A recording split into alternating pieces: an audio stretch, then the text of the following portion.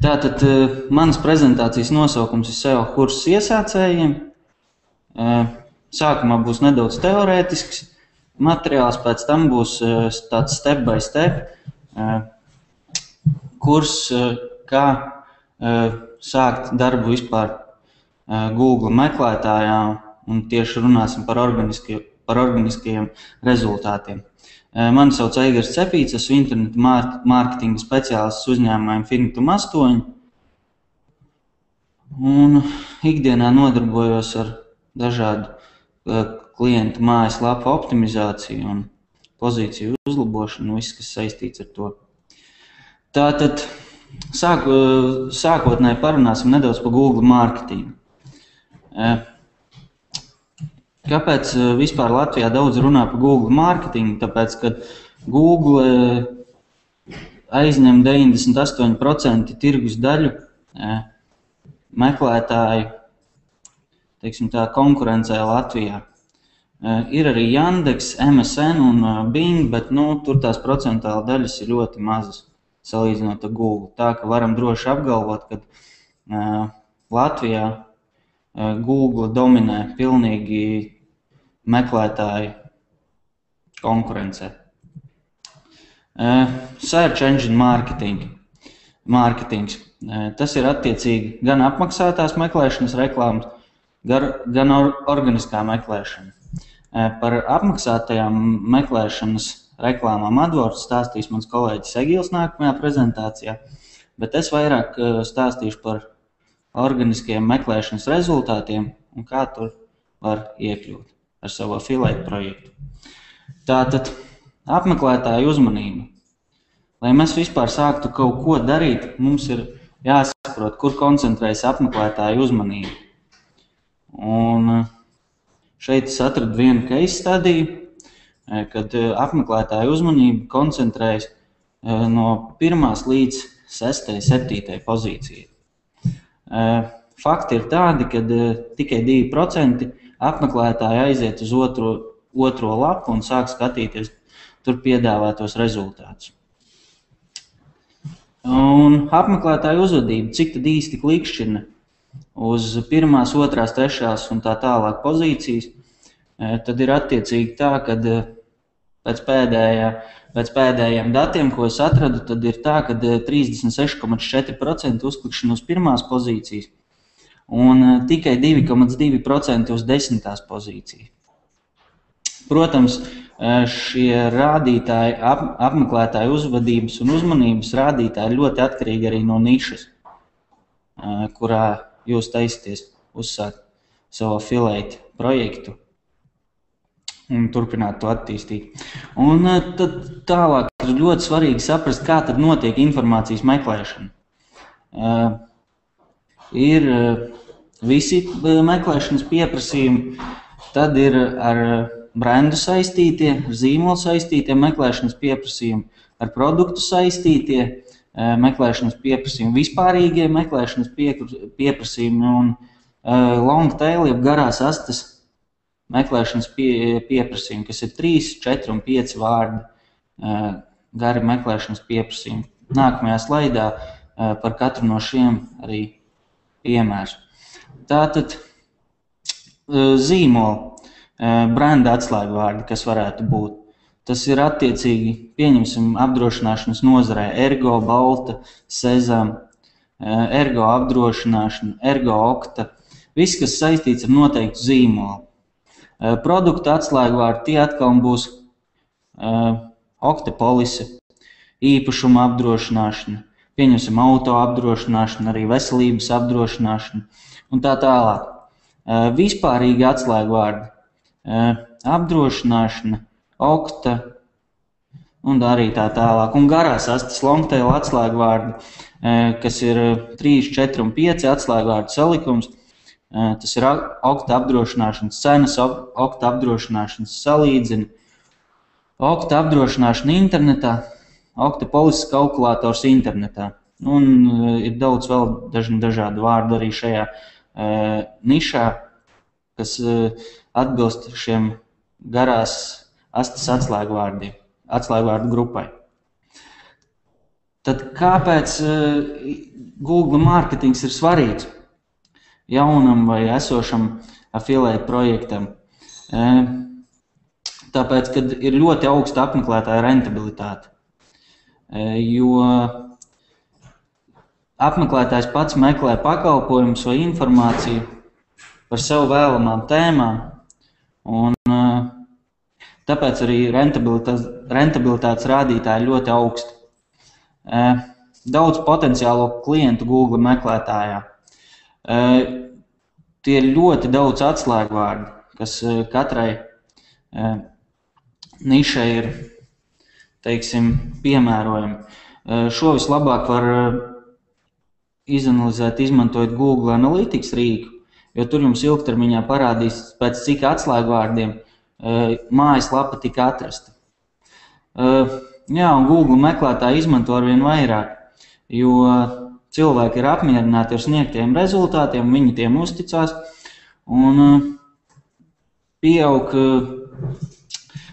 meklēšanas apjomi tieši Google meklētājā.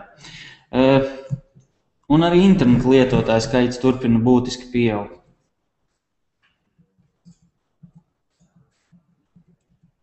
Tā. Kaut kādas tehniskas problēmas. Nevaru slaidu pārslēgt.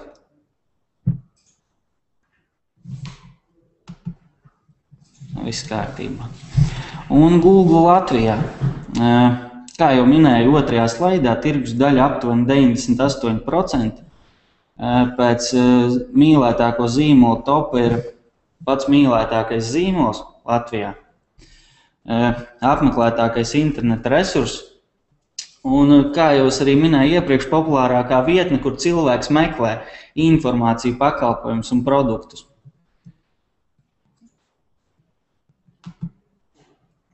Tātad, tas bija tāds nedaudz vispārīgs ievads, un tagad īsais SEO kurs, tāds step by step, 6 soļu SEO kurs, kas varētu būtiski noderēt jaunajiem partneriem.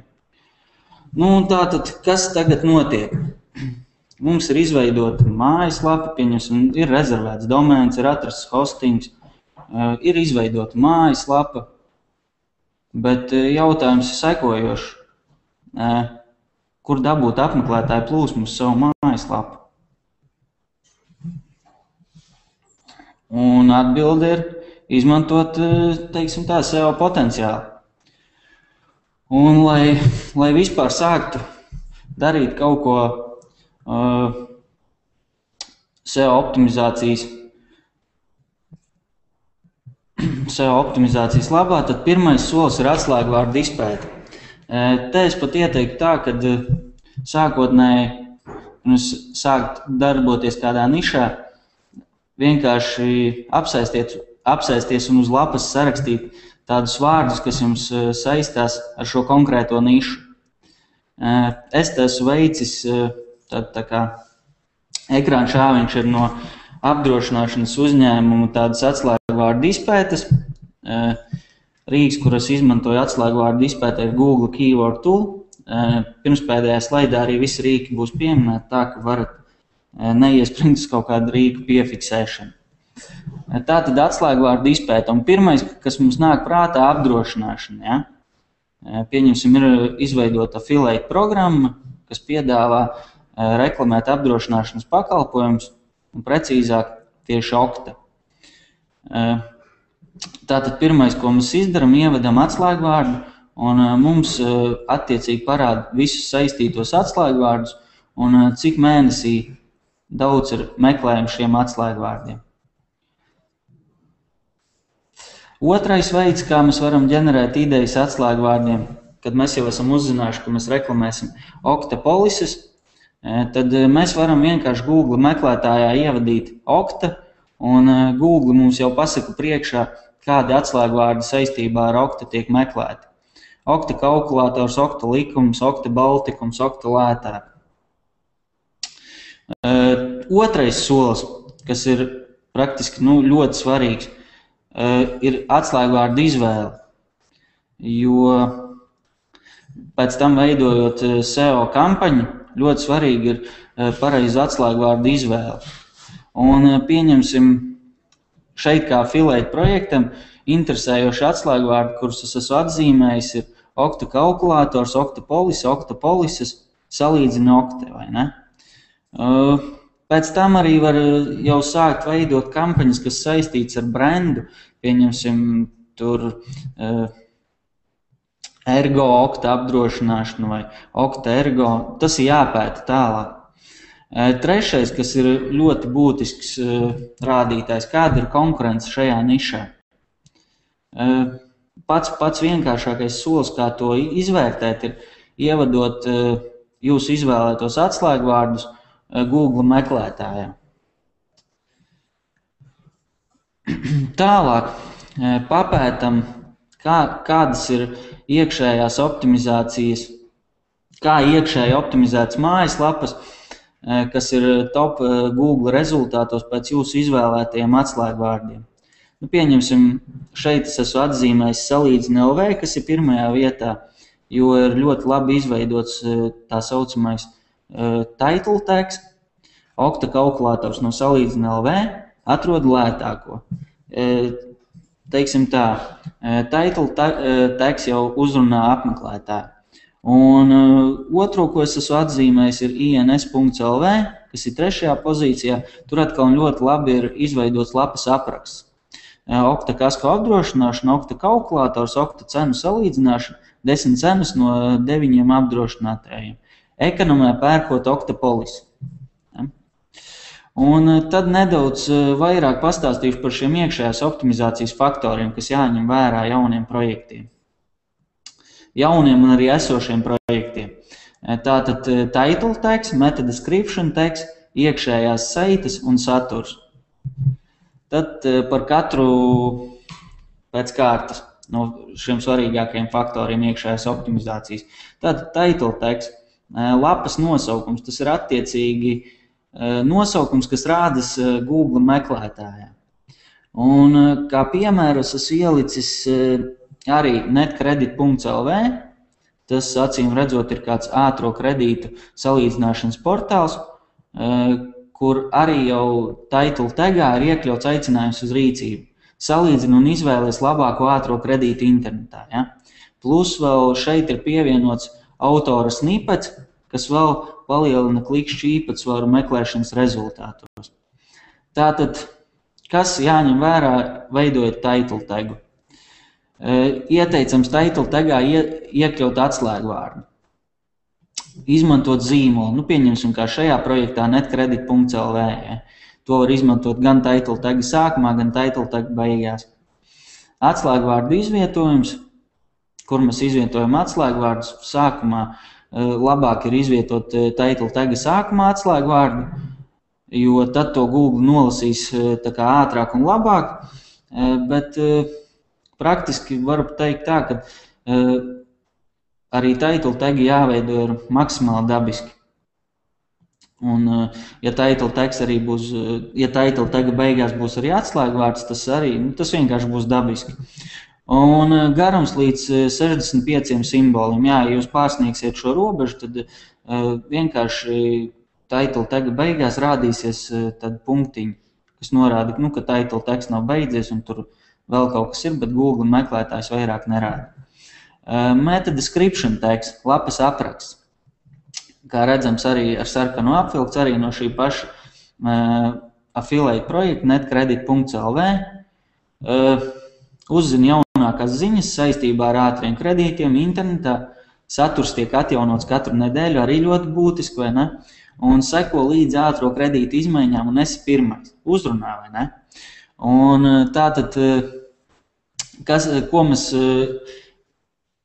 ko mēs tā kā ņemam vērā, veidojot meta description tagus.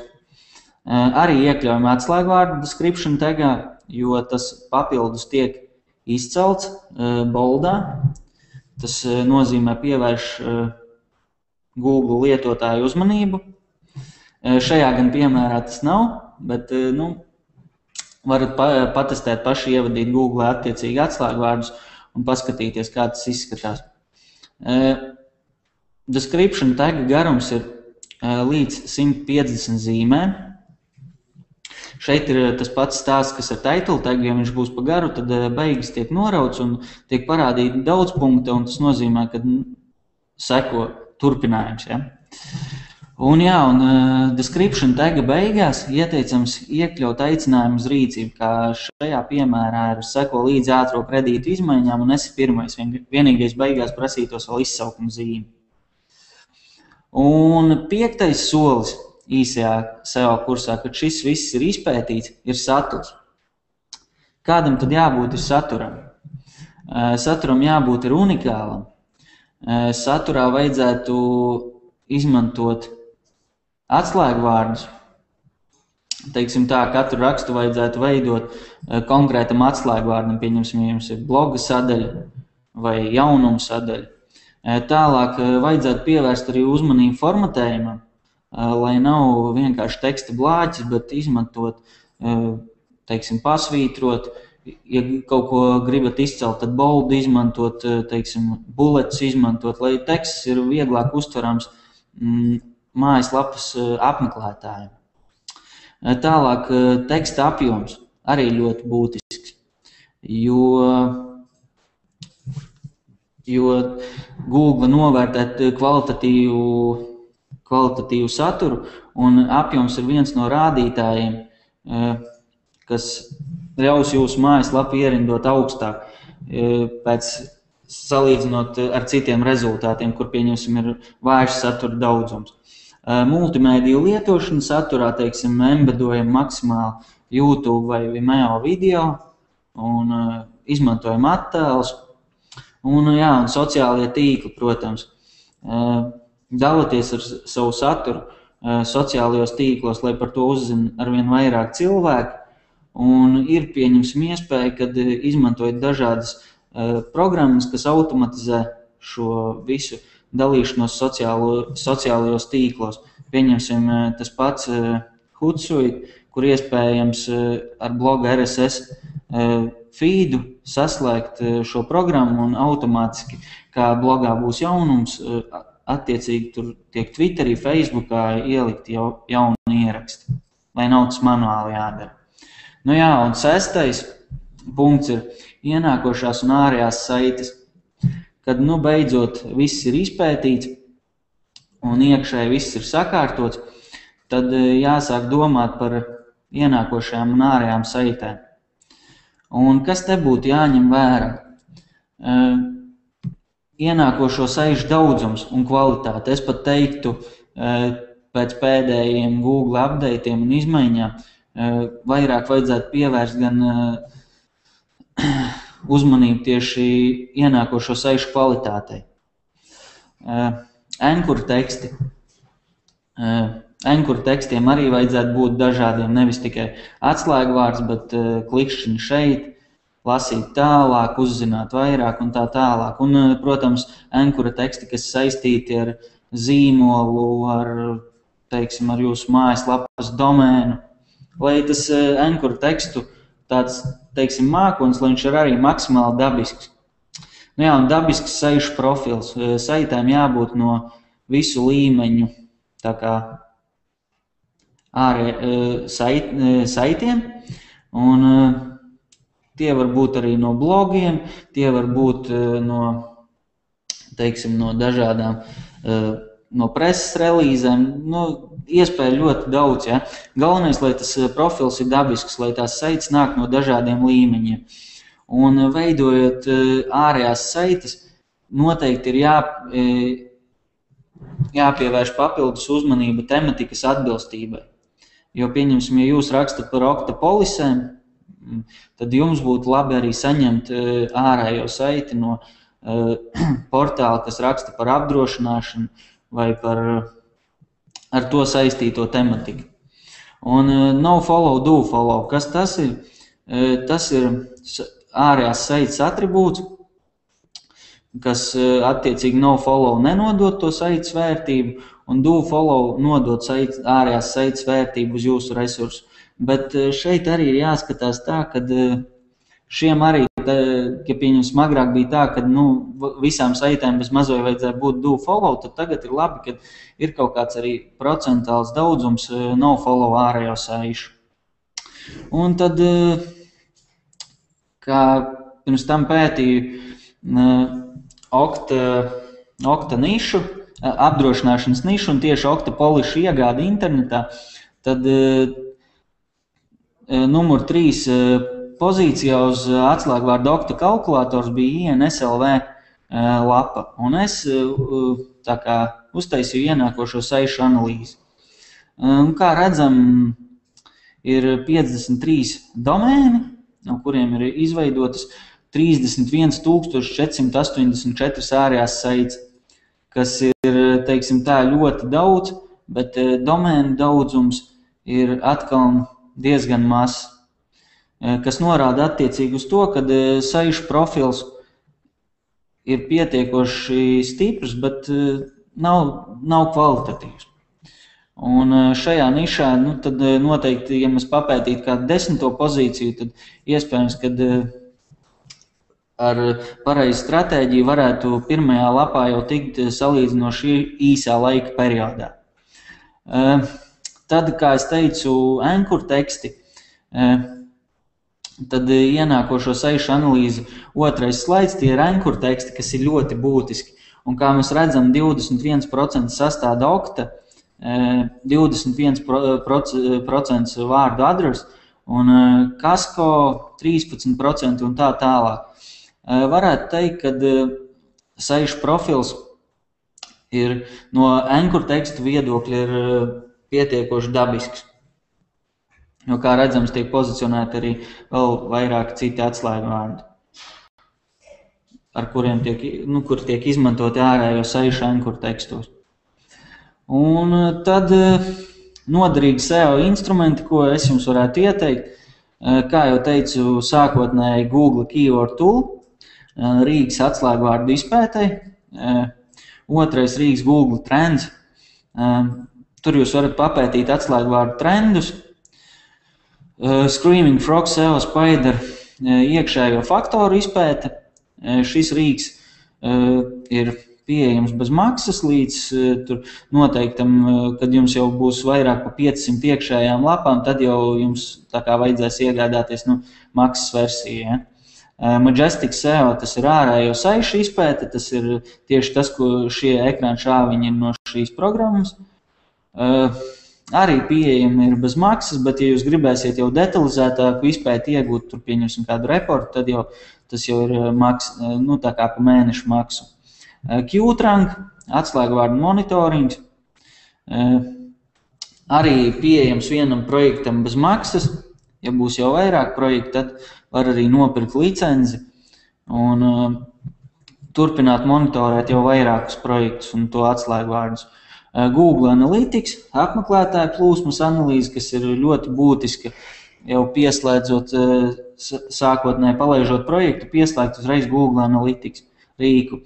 Un pat cik es izmantoju Firefox internetu pārlūku, tad varu ieteikt arī tā kā toolbar, toolbars, jā, es nevarēju latviski izdomāt tādu citu vārdu, bet tas nav latviski, bet SEO toolbars, SEO for Firefox, kur attiecīgi jūs jau savā internetu pārlūkā redzat galvenos datus par mājaslapu, kuru tieši esat ievadījuši internetu pārlūka adreses logā. Paldies par uzmanību, lūdzu jūs jautājumu.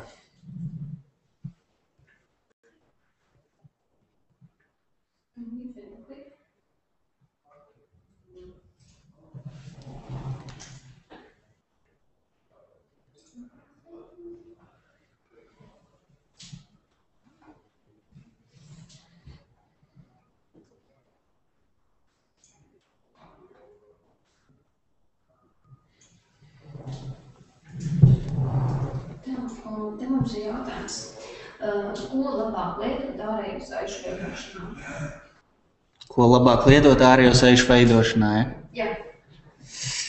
Tas ir tāds ļoti vispārīgs jautājums, un par to varētu runāt daudz un dikti, bet sākotnēji, ko es ieteiktu lietot, ir veidot tādu tā kā savam projektam paredzētu ārējo saišu tīklu, pareizāk sakot.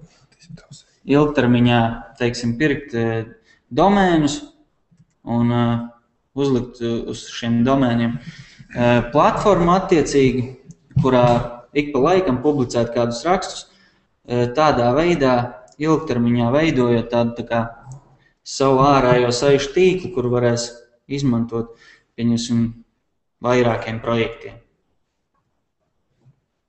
Cerams, ka atbildēju jautājumu. Jā, te ir vēl tāds neliels precizējuši jautājums. Kā labāk iegūt kvalitatīvas ārējās saites? Tas, droši vien, ir tas pats, ko tu tikko minēji, bet kaut kā darīt vēl īpaši un uzlabot. Nu, kā labāk iegūt ārējās saites, tas ir veidot unikālu saturu. Un, principā, ja ir unikāls saturs, tad ar to labprāt dalīsies jūsu mājaslapas bloga apmeklētāji. Un tādā veidā arī varbūt cits blogers uzlinkos uz jūsu rakstu un varbūt kāds portāls uzlinkos arī uz jūsu rakstu un tādā veidā dabiskā procesā. Varbūt kaut kāds padoms, uz ko labāk linko uz teksta saturu, uz kaut kādiem interesantiem attēliem, grafikiem. Tas ir, uz ko linko vairāk, tas ir tā diezgan individuāli, tas jāskatās katrā nišā atsevišķi, to tā nevar tā pateikt. Protams, visvairāk tagad jau ir tendence, kad linko uz infografikiem, kas tagad tāda pēdējā laika jau tendence ir. Latvijā ar lēnām sāk ienākt. Ok, paldies jums par uzmanību.